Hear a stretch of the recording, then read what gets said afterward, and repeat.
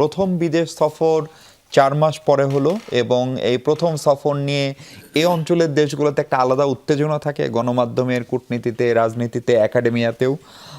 আমরা দু ধরনের জিনিস দেখে এসেছি। আমরা গত 16-17 বছরে সাবেক প্রধানমন্ত্রী তার সফর ভুটান অথবা ভারতে দেখেছি প্রথম সফর। তার আগে আজকের যিনি প্রধানমন্ত্রী তার মাতা এবং পিতা দুজনই ছিলেন, তাদের প্রথম সফর ছিল সম্ভবত সৌদি আরব, আমি যদি ভুল না করি।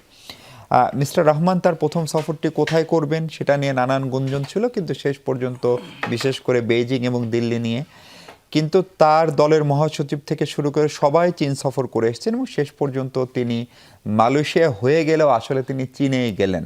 ফলে মালয়েশিয়া সফরটা কি এক ধরনের কৌশলগতভাবে আমাদের জন্য কার্যকর এবং সঠিক সিদ্ধান্ত হলো কিনা? জি না, আমি মনে করি যে উনি আপনি ঠিকই বলেছেন যে আমাদের এখানে একটা সবসময় উত্তেজনা বিরাজ করে যখন নতুন সরকার আসে, যে কোথা থেকে তিনি তার সফর শুরু করবেন, প্রথম বিদেশ সফর। এবং মনে করা হয় যে এর মাধ্যমে একটা মেসেজ দেওয়া হয়, এর মধ্যে একটা লুকায়িত মেসেজ থাকে, হয় দিল্লি না হলে বেইজিং। এবং আপনি দেখেছেন যেগুলো বললেন যে দিল্লি বেইজিং এর বাইরেও ভুটানে হয়েছে বা সৌদি আরবে হয়েছে, সেগুলো হয়তো বা কৌশলগত কারণেই হয়েছে, এই টেনশনটাকে অ্যাভয়েড করার জন্য বা এই সমালোচনাটাকে অ্যাভয়েড করার জন্য বা এই যে টানাপোড়েন একটা থাকে সেটাকে মোকাবেলা করার জন্য হয়তো বা তারা করেছেন। কিন্তু এবার যেটা হয়েছে কৌশলগত কারণে কুয়ালালামপুর হলেও আমি মনে করি এটি খুবই তাৎপর্যপূর্ণ। এই সফর, দুটো সফরেরই অনেক ধরনের তাৎপর্য আছে, আমরা এগুলো নিয়ে ঘন্টার পর ঘন্টা কথা বলতে পারি, কিন্তু খুব সংক্ষেপে বলতে গেলে কুয়ালালামপুরকে আমি এভাবে দেখি যে যদি এটি কৌশলগত হয়েও থাকে যে দিল্লি অথবা বেজিংকে আপনি এড়িয়ে গিয়ে আপনি একটা তৃতীয় দেশ থেকে শুরু করলেন, কুয়ালালামপুর এই মুহূর্তে আমাদের জন্য খুবই গুরুত্বপূর্ণ এই কারণে যে শ্রমবাজার রয়েছে, শ্রমবাজার নিয়ে সেখানে সমস্যা রয়েছে এবং সেই সমস্যা অনেকটা অভ্যন্তরীণ রাজনীতির কারণেও। কাজে আমি মনে করি না যে খুব সহসাই সেই সমস্যার সমাধান হবে, কারণ অভ্যন্তরীণ রাজনীতি এরকম যে সেখান থেকে এক ধরনের একটা এখন পাবলিক অপিনিয়ন এরকম যে আমরা বিদেশি শ্রমিক চাই না, বিদেশি শ্রমিক কমিয়ে নিয়ে আসি।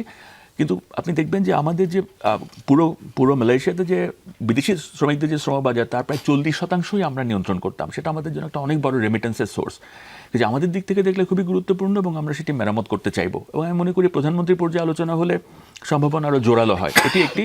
কিন্তু এটি শুধু শ্রমবাজার না, মালয়েশিয়া আমাদের জন্য এখন অন্যান্য আরও অনেক কারণ এটি খুব গুরুত্বপূর্ণ। যেমন আপনি জানেন যে আমরা এটা কিন্তু আরেকটা মেসেজ, আপনি যেটা বলছিলেন আসিয়ানের কথা বলা শুরু করেছিলেন আপনি, মেসেজ এটাই যে আমরা এখন আর শুধু দক্ষিণ এশিয়ার দিকে তাকাতে চাই না, আমরা দক্ষিণ পূর্ব এশিয়ার দিকে তাকাতে চাই। এটা নিয়ে অনেকদিন ধরেই কথা হচ্ছে কীভাবে আমরা আমাদের ফরেন পলিসিকে রিওরিয়েন্ট করতে পারি।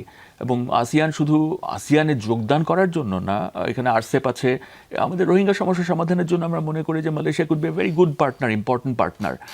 মালয়েশিয়াতে আমাদের বহু বিদেশি ছাত্র আছে সেখানে, এবং মালয়েশিয়াতে এখন নানা ধরনের টেকনোলজি ট্রান্সফার, নানা ধরনের বায়োল্যাটারাল কোঅপারেশন। কাজে এটা শুধু অর্থনীতি না, শুধুমাত্র শ্রমবাজার না, এটা খুব মাল্টিফ্যাসেটেড। আমি মনে করি খুবই সংক্ষিপ্ত সফর হলেও, কৌশলগত সফর হলেও এটা থেকে ভালো কিছু বের হয়ে আসতে পারে।